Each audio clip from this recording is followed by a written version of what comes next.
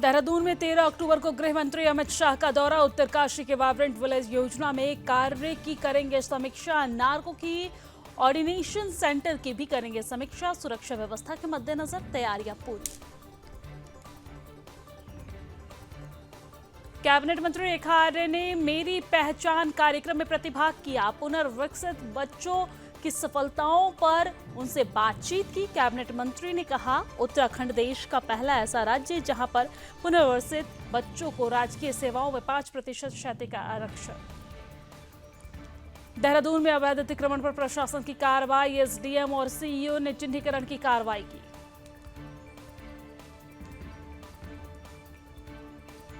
देहरादून में cyber attack मामले में अज्ञात के खिलाफ कई धाराओं में मुकदमा दर्ज। एसआईटी टीम ने किया गठन। एसटीएफ, एनआईए, सीईआरटी, एनसीआईआईपी मिलकर करेगी जांच। मेल की आईपी एड्रेस को भी लेकर जांच जारी।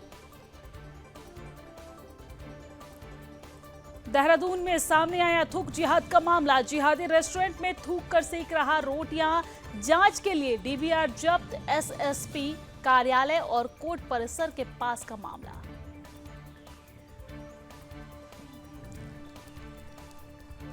देवभूमि में एक और थूक जिहाद का मामला। मसूरी में 2 जिहादी थूक डालकर बेच रहे चाय। दोनों के खिलाफ मुकदमा दर्ज, तलाश जारी।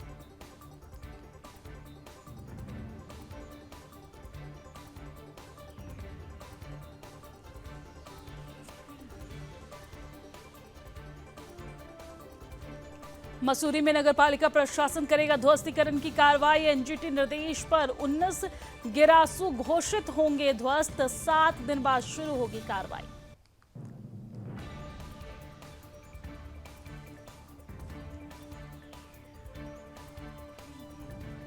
नरेंद्रनगर में श्री कुंजापुरी पर्यटन विकास मेले की धूम। सांस्कृतिक कार्यक्रम में लोक संस्कृति प्रस्तुतियों की गई। दर्शकों के मन में भरी उमंग। गढ़वाली लोक गायिका पूनम सती व मंजू नौटियाल ने वाहवाही लूटी।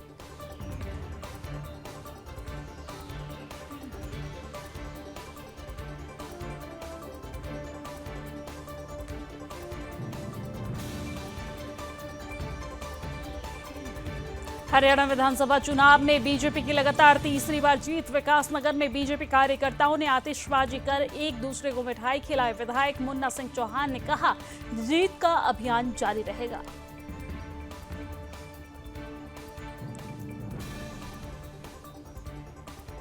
चमोली में एसडीआरएफ ने 4 विदेशी पर्यटकों का सकुशल रेस्क्यू किया। श्री बद्रीनाथ के नीलकंठ ट्रैक पर फंसे थे चारों और पर्यटक स्पेन और ब्राजील के निवासी।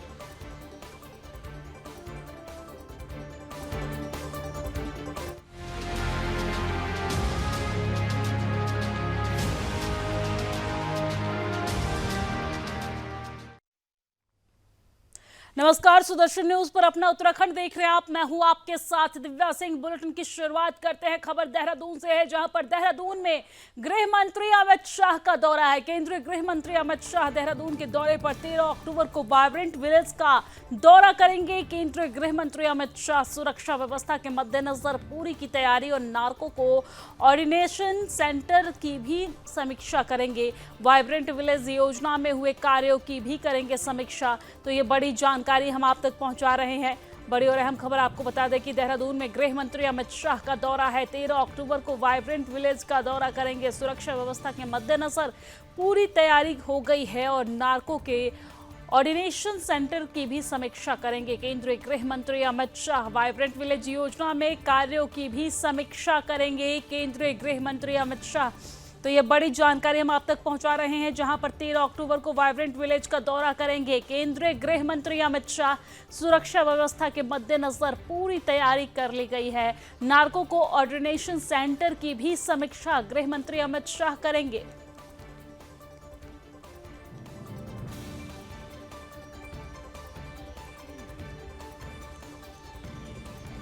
और चलिए अब आगे बढ़ते हुए बात कर लेते हैं पहाड़ों की रानी मसूरी की। पहाड़ों की रानी मसूरी में आम जनता की सेहत से खिलवाड़ करने और अपमानजनक काम कर धार्मिक उन्माद फैलाकर माहौल खराब करने के मामले में मसूरी पुलिस ने 2 लोगों के खिलाफ कार्रवाई करते हुए कई धाराओं में मुकदमा दर्ज किया है।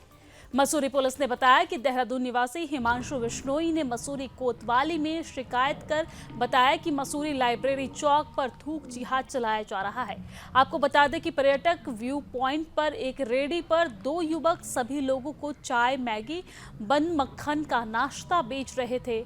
शिकायतकर्ता ने भी वहां पर चाय पी थी और आसपास के मौसम की वीडियोग्राफी की थी। उसने देखा कि चाय बनाने वाले ने चाय बनाते समय बर्तन में थूका और ये सब वीडियो में रिकॉर्ड हो गया। ऐसा घिनौना काम करने और आम जनता की सेहत से खिलवाड़ करने के लिए जब उसने दोनों चाय बेचने वालों को टोका तो उन्होंने उसके साथ गाली गलौज कर मारने की धमकी दी।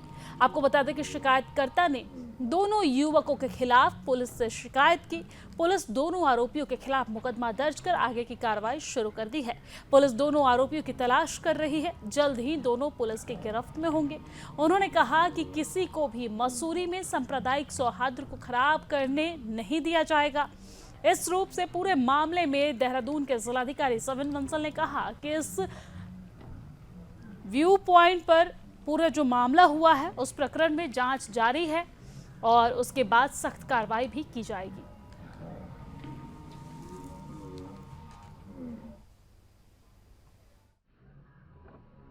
लेकिन ऐसे जो भी इंस्टेंसेस आते हैं उसमें भाई इन्फोर्समेंट एजेंसीज तत्काल अपनी एग्जामिनेशन इन्वेस्टिगेशन में जुट जाती हैं। तथ्य की पुष्टि होने पे जो हमारा नियम कानून है उसके अनुसार ज़रूर पेनल एक्शन लिया जाएगा।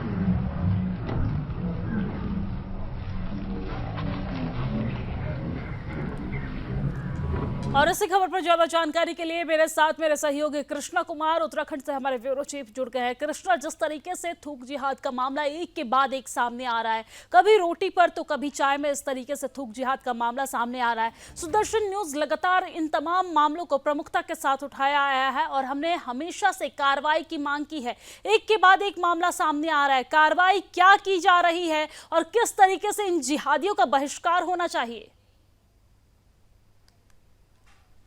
बिल्कुल दिव्या, देखिए एक ही दिन में 2 थूक जिहाद के मामले जो हैं वो देवभूमि उत्तराखंड से निकल कर आए हैं और खासकर देहरादून से ही। पहले जो मामले की अगर हम बात करें तो कल दिन में लगभग 1 बजे ही आईजी लॉ एंड ऑर्डर की जो है वो देहरादून स्थित सरदार पटेल भवन में प्रेस वार्ता थी 6ठी मंजिल पे। तो 6ठी मंजिल से जब प्रेस वार्ता के बाद जब सभी पत्रकार जो है वो वहां से उतर रहे थे तो उनकी गैलरी से मुल्ला बिल्डिंग का जो है वो पूरा व्यू दिखता है। जब वहां पे हम पत्रकार लोग खड़े हुए थे तब एक रेस्टोरेंट की गैलरी में जो किचन बनी हुई थी उस पर नजर गई, जहां पर एक कारीगर जो है वे रोटी बना रहा था, रुमाली रोटी। और हर एक रोटी को है वो बनाने से पहले, तवे पे डालने से पहले जो उसने उल्टी एक तरीके से कढ़ाई रखी हुई थी उस पर डालने से पहले सभी रोटियों पे वे थूक रहा था और उसके बाद जो है उनको सेकने के लिए डाल रहा था। जब उस सभी ने देखा है कि वो थूक रहा है तब इसकी सूचना जो है वो पुलिस प्रशासन में दी है। तब उसने जो है पूरी पुलिस प्रशासन ने उसकी जांच करी है। जांच के लिए डीवीआर जो है उसका जब्त कर लिया है। तभी मौके से जो है वो कारीगर जो जिहादी थूक डालकर जो है वो रोटी बना रहा था उसको पुलिस ने जो है वो गिरफ्त में लिया है। उसके बाद उसके मालिक को भी लिया है और ठीक उसके बाद आज सुबह एक मामला मसूरी से निकलकर सामने आता है जिसकी तस्वीर भी जो है वो दर्शक देख रहे हैं कि चाय वाले की दुकान देखिए। हम अक्सर देखते हैं कि जो भी सैलानी मसूरी में जाता है वो सुबह सुबह व्यू पॉइंट पे जो है वो सनराइज देखने के लिए एक तरीके से जाते हैं। तो वहां पे जो चाय वाले होते हैं तो उस पे अक्सर वे रुककर चाय, समोसा या बन, मक्खन वगैरह आदि सुबह सुबह जो है एक तरीके से नाश्ता उनके पास खड़े होके करते हैं। तो एक ही सैलानी देखिए अपनी रिकॉर्डिंग जो है वो कर रहा था, अपने जो लम्हे उस टाइम पे उसको व्यू दिख रहे थे उनको वो अपने कैमरे में कैद कर रहा था। तभी कैद करते हुए भी उसको चाय वाला उसके कैमरे में कैद हुआ, जो मुसलमान है, मुजफ्फरनगर से मसूरी में आकर चाय का कारोबार कर रहा है और साफ साफ उसमें थूकता हुआ चाय में दिख रहा है। और उसके बाद वे अपने लोगों को जो है वो परोसने के लिए जा रहा है। तो परोसने से पहले हर एक बार वो जो है चाय के पतीले में जो है चाय बनाने के बाद थूक डालता है। उसके बाद सभी एक तरीके से सैलानी जो मसूरी में घूमने आते हैं, जो उससे खरीदारी करते हैं, तो उनको वो परोसता है। तो ऐसे तमाम मामले जो है देखिए एक ही दिन में सामने आ जाते हैं। तो शासन प्रशासन भी एक तरीके से सवालों के घेरे में है। और ये रणनीति आखिर क्या है, मुसलमानों में एक तरीके से रिवाज बन चुका है क्या थूक डाल के ही अब सामान बेचना है, क्योंकि लगातार सवालों के घेरे में अक्सर उत्तर प्रदेश, के मेरठ, सहारनपुर से तो हरिद्वार से भी ऐसी खबरें लगातार सामने आई है, लेकिन अब राजधानी देहरादून भी इससे अछूता नहीं रह गया है, क्योंकि देवभूमि में दिव्या हम अक्सर देखते थे कि यहाँ पे लव जिहाद के केस, लैंड जिहाद के केस अक्सर आते थे, जिन पे राज्य सरकार जो है वो लगातार कार्यवाही भी करती हुई दिख रही है। लेकिन अब थूक जिहाद का मामला भी, और ये जिहाद भी अब हर एक जगह पनपता जा रहा है कि हर एक जिहादी एक तरीके से इसको थूक जिहाद के ट्रेंड को फॉलो करता हुआ आगे बढ़ा रहा है। दिव्या जी ठीक है, इस पर क्या कुछ कार्रवाई अभी तक की गई है कृष्णा, और आगे क्या कुछ कार्रवाई की जाएगी पुलिस प्रशासन के द्वारा, इस पूरे मामले पर क्या कुछ कहा जा रहा है?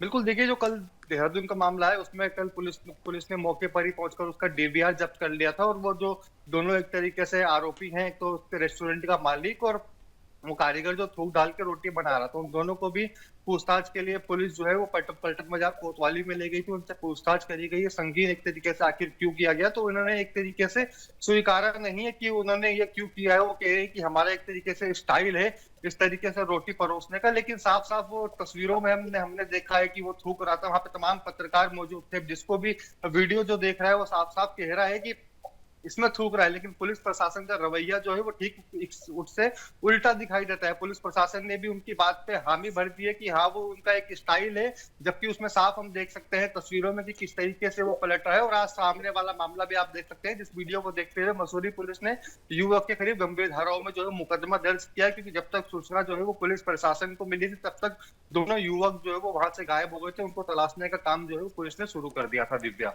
जी ठीक है, और एक और जो थूक जिहाद का मामला था जिसमें रोटी पे से थूक लगाने का ये पूरा मामला है, ये कहाँ का मामला है और इस पर क्या कुछ कार्रवाई की गई है? युवक को गिरफ्तार तो कर लिया गया है, लेकिन आगे क्या कुछ कार्रवाई की गई है? क्या पूछताछ की गई है? पूछताछ में क्या कुछ पहलू निकलकर सामने आया है कृष्णा? बिल्कुल, जो देखिए देहरादून वाले मामले की हम बात करते हैं, ये तो देहरादून के बीचों बीच एक इनामुल्ला बिल्डिंग है, जहाँ पे सभी मुसलमानों के एक तरीके से होटल है, जहाँ पे खाने का कारोबार अक्सर उनका सुबह से लेकर देर रात तक चलता रहता है। एसएसपी कार्यालय के बराबर में ही सरदार पटेल भवन है, जहाँ पे तमाम प्रदेश के आईजी वगैरह बैठते हैं। तो ऐसे की कार्यालय के पीछे ही एक तरीके से होटल है, और उसी कार्यालय से जब प्रेस वार्ता खत्म हो गई, हम एक तरीके से वापस नीचे की ओर आ रहे थे, तभी गैलरी से वो होटल दिखाई दिया गया। जब इस पूरे मामले की सूचना पुलिस प्रशासन को दी तो उन्होंने मौके पर ही पहुंचकर उसका सीसीटीवी जब्त कर लिया था। एक तरीके से उनके कारीगर को, जो एक तरीके से जिहादी रोटी पे थूक डालकर वो बना रहा था, उसको गिरफ्तार करके वो ले गए थे। उसके साथ साथ उसके मालिक को भी ले गए थे, उनसे पूछताछ करी गई है। लेकिन पुलिस प्रशासन ने बाद में अपने स्टेटमेंट में यह कहा है कि वो रोटी पे थूक डालता हुआ एक तरीके से साफ साफ नहीं दिख रहा है। उसने कारीगर ने कहा है कि ये हमारा स्टाइल है, हम इसी तरीके से बनाते हैं, यानी कि इसी तरीके से वो थूक डालकर सभी को देते हैं। लेकिन पुलिस प्रशासन ने इससे इनकार कर दिया, और उन्होंने भी कहा है कि एक तरीके से इस कारीगर का जो है ये स्टाइल है रुमाली रोटी बनाने का, वो इस तरीके से पलट के दे सकते हैं। क्योंकि अगर हम इसमें साइंटिफिक रीजन भी मानते हैं कि रोटी बनाते हुए हम 45 डिग्री पे हाथ एक तरीके से मूव कर सकते हैं रोटी सेकने के लिए या पलटने के लिए। अब 90 डिग्री पे ही मुंह के पास अगर हम लेके आते हैं तो उसका क्या रीजन है 90 डिग्री पे ही लाके उसको पलटने का? तो उसका साफ हम कह सकते हैं कि तमाम संतों का यही कहना है, और बड़े बड़े इसमें रिसर्चरों का कहना है कि साफ साफ थूक जिहाद है। सभी लोग जो है वो वीडियो को साफ देख के अंदाजा लगा सकते हैं कि इसमें थूक रहा है। ठीक है कृष्णा, और अब हम इस पूरे मामले पर चाहते हैं कि पुलिस प्रशासन अपने स्टाइल में इसका पक्का इलाज करे। धन्यवाद तमाम जानकारी साझा करने के लिए, हमारे साथ लाइव जुड़ने के लिए। तो चलिए आगे बढ़ते हैं। देहरादून में सामने आया थूक जिहाद का ये मामला, जहां पर जिहादी रेस्टोरेंट में थूक कर रोटियां बना रहा था। जैसा कि हमने आपको पहले बताया, इसका विस्तार से हमने जानकारी भी साझा की। एसएसपी कार्यालय और कोर्ट परिसर के पास का ये पूरा मामला है। आप वीडियो में देख सकते हैं किस तरीके से जिहादी के द्वारा यहाँ पर थूक जिहाद को बढ़ावा दिया जा रहा है। थूक जिहाद की हरकतें जो है वो सामने आ रही है। जांच के लिए डीवीआर जब्त कर लिया गया है। प्रशासन सख्त कार्रवाई की बात कर रहा है। देहरादून उत्तराखंड में जिहादी अपने सभी जिहाद को अंजाम दे रहे हैं। आए दिन प्रदेश में लैंड जिहाद, लव जिहाद की घटनाएं तो सामने आते रहती है, लेकिन अब देवभूमि में थूक जिहाद को भी अंजाम दिया जा रहा है। देवभूमि की राजधानी देहरादून के इनामल्लाह बिल्डिंग के एक रेस्टोरेंट में थूक जिहाद का ये पूरा मामला सामने आया है। जी हाँ, ये वीडियो आप देख सकते हैं कि जिहादी किस तरह से रोटियां बनाते समय उस पर थूक रहा है। आखिरकार देवभूमि में रहकर किस तरह कायराना हरकत कर रहा है और उसकी हिम्मत तो देखिए, किस तरह से जिहादी जिला एसएसपी कार्यालय, कोर्ट परिसर, डीएम कार्यालय के पास ये गंदी हरकत कर रहा है। अब आप ये अंदाजा लगा सकते हैं कि बाकी जगह गांव देहात में या फिर जिहादी कई अन्य जगहों पर क्या करते होंगे। वहीं मौके पर पहुंची पुलिस अब मामले की जांच में जुट गई है। फिलहाल इसका एक वीडियो सामने आया है जिसमें दुकान में रोटी को सेकने से पहले जिहादी रोटी पर थूकता हुआ नजर आ रहा है। उसको लेकर तरह तरह की चर्चाएं अब चल रही है। पुलिस पूरे मामले की जांच में जुटी हुई है। पुलिस ने दुकान के सीसीटीवी कैमरे के डीवीआर को भी अपने कब्जे में ले लिया है। आपको ये जानकारी दे दें कि राजधानी देहरादून के इनामुल्ला बिल्डिंग के पास ये रेस्टोरेंट है जहां पर इस तरह का मामला सामने आया है और पुलिस प्रशासन जब इस पूरे मामले पर कार्रवाई करती है, पुलिस प्रशासन के द्वारा जब पूछताछ की जाती है तो ये बताता है कि ये इसका अपना स्टाइल है। हम यही मांग करते हैं पुलिस प्रशासन से कि पुलिस प्रशासन इस पूरे मामले पर इस जिहादी का अपने स्टाइल में पक्का इलाज करे।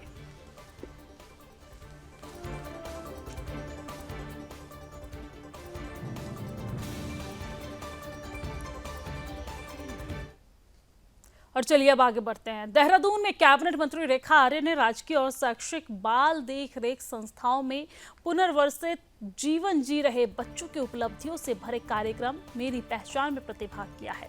उन्होंने बच्चों के हौसलों से भरी सफलताओं पर बातचीत की और भविष्य के लिए प्रोत्साहित किया है। कार्यक्रम को संबोधित करते हुए मंत्री रेखा आर्य ने कहा कि उत्तराखंड देश का पहला ऐसा राज्य है जहां पर अपने माता पिता को खो चुके बच्चों को राजकीय सेवाओं में 5% क्षैतिज आरक्षण दिया गया है। उन्होंने ये भी बताया है कि इस आरक्षण का लाभ पाकर 24 बच्चे सरकारी नौकरी पा चुके हैं और अन्य कई इस दिशा में प्रयासरत हैं। उन्होंने सरकारी सेवा में चयनित होने वाले बच्चों को अन्य बच्चों के लिए प्रेरणा स्रोत बताया है। मंत्री रेखा आर्य ने इन सभी बच्चों के उज्जवल भविष्य की कामना करते हुए कहा कि सरकार ऐसे हर बच्चे के सहयोग के लिए पूरी तरह से संकल्पित है।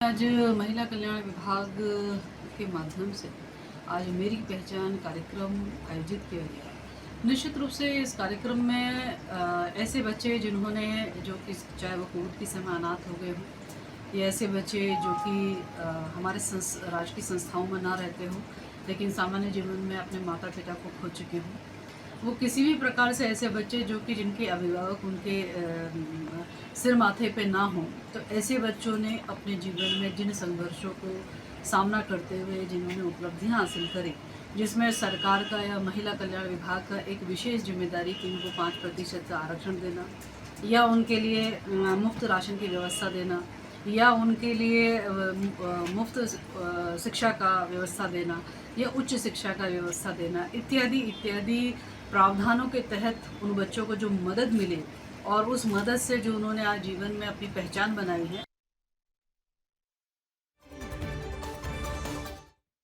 और चलिए अब आगे बढ़ते हैं। उत्तराखंड में साइबर अटैक के मामले में पुलिस ने अज्ञात के खिलाफ मुकदमा दर्ज किया है और इस मामले की जांच के लिए एसआईटी टीम का भी गठन किया गया है। उत्तराखंड एसटीएफ की टीम एनआईए, सीईआरटी, एनसीआईआईपी के साथ मिलकर पूरे मामले की जांच करेगी। IG law and order Nilesh Anand Bharne ने बताया है कि मामले में कई धाराओं के तहत मामला दर्ज किया गया है। उन्होंने कहा कि पुलिस को 2 मेल भी मिली है जिसके जरिए डिमांड भी की गई है। मेल की आईपी एड्रेस को लेकर पुलिस जांच कर रही है। पुलिस का कहना है कि मामले की जल्द ही जांच होगी और पूरा मामला साफ हो जाएगा। फिलहाल वेबसाइट चलाना शुरू हो गया है, वेबसाइट चलना शुरू हो गया है। आपको बता दें कि कुछ वेबसाइट अभी बंद चल रही है जिसको शुरू करने के लिए काम लगातार किया जा रहा है। तो आपको है अज्ञात के खिलाफ मुकदमा भी दर्ज किया गया है और मामले में जांच जारी है। डाटा से जो है उत्तराखंड में जो है ये 2 तारीख से जो है यहाँ पर जो आईटीडीए की डाटा सेंटर है इसमें वायरस अटैक है। 2 तारीख से जो है 3 तारीख को इसमें एक एफआईआर दर्ज हुई है। जो हमारा उत्तराखंड पुलिस का एसटीएफ का साइबर पुलिस स्टेशन है इसमें 308 बीएनएस और जो है 66, 67, 68 आईटी एक्ट के अंतर्गत जो है एक साइबर अटैक की जो है एफआईआर दर्ज हुई है। तो 2 तारीख को ये जो वायरस अटैक हुआ है तो तो इसमें जो है CCTNS में सर्वप्रथम जो है ये पता चला था कि कुछ दिक्कत आ रही है CCTNS में, क्योंकि हमारे सारे काम लाइव होते हैं, ऑनलाइन होते हैं, तो तत्काल जो है पुलिस को इस बात का अंदाजा हुआ।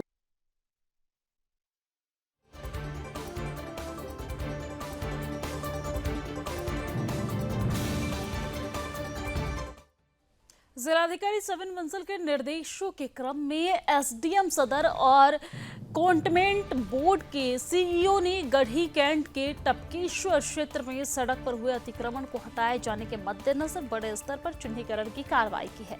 चिन्हीकरण की कार्रवाई टपकेश्वर मंदिर से गढ़ी कैंट चौक तक की गई है, जहां कुल 52 भवनों प्रतिष्ठानों को चिन्हित किया गया है। सड़कों पर किए गए अतिक्रमण को हटाने की कार्रवाई आगे भी जारी रहेगी।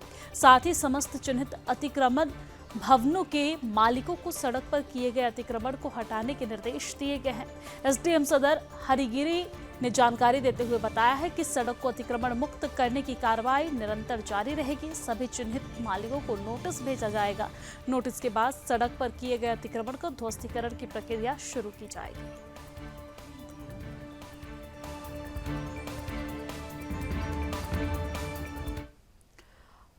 और चलिए आगे बढ़ते हुए बात मसूरी की कर लेते हैं। मसूरी नगर पालिका परिषद के क्षेत्र के अंतर्गत आने वाले 19 गिरसू भवनों को राष्ट्रीय हरित अधिकरण के निर्देशों के बाद ध्वस्तीकरण करने की कार्रवाई नगर पालिका प्रशासन ने शुरू कर दी है, जिसको लेकर नगर पालिका प्रशासन ने सभी 19 गिरसू भवनों के स्वामियों को 7 दिन का नोटिस देकर गिरसू भवन को ध्वस्त करने के निर्देश दिए गए हैं।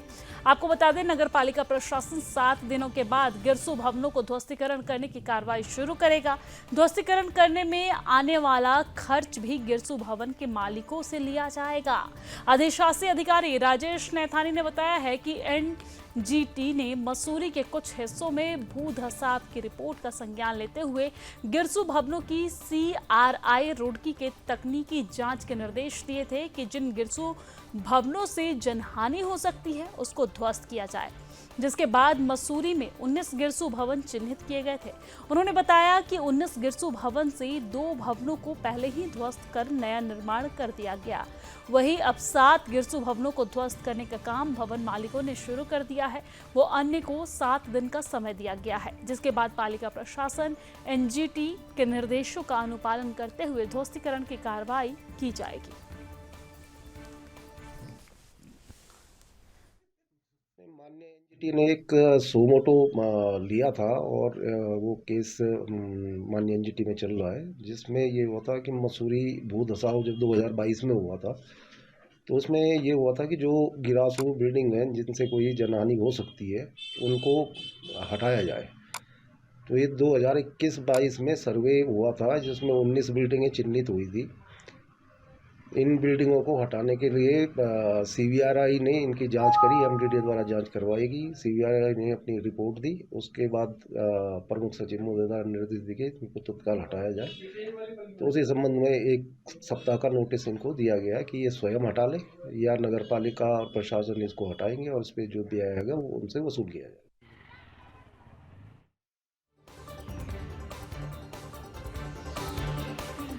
और चलिए आगे बढ़ते हुए बात अब चमोली की कर लेते हैं। चमोली में SDRF ने श्री बद्रीनाथ क्षेत्र के नीलकंठ ट्रैक पर फंसे 4 विदेशी पर्यटकों को सकुशल रेस्क्यू किया है। आपको बता दें कि बीते 8 अक्टूबर की रात थाना बद्रीनाथ ने SDRF टीम को सूचना दी कि कुछ विदेशी पर्यटक नीलकंठ ट्रैक पर फंस गए हैं, जिनकी सर्चिंग और रेस्क्यू के लिए SDRF टीम की जरूरत है। सूचना मिलते ही SDRF टीम पोस्ट बद्रीनाथ के मुख्य आरक्षी राहुल थापा के नेतृत्व में रेस्क्यू उपकरणों के साथ घटनास्थल के लिए रवाना हुई। SDRF टीम ने स्थानीय पुलिस के साथ मिलकर ट्रैकर्स की सर्चिंग के लिए नीलकंठ ट्रैक पर रात के घनघोर अंधेरे में विषम परिस्थितियों के बीच सर्चिंग अभियान चलाया।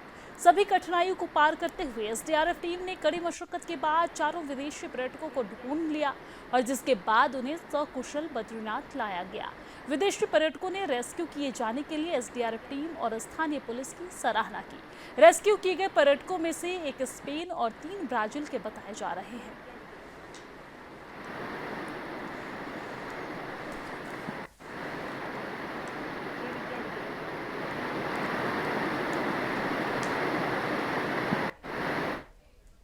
और इसी के साथ अपना उत्तराखंड की खबरों में फिलहाल इतना ही। देश और दुनिया की तमाम खबरों के लिए आप देखते रहिए सुदर्शन न्यूज। जय हिंद।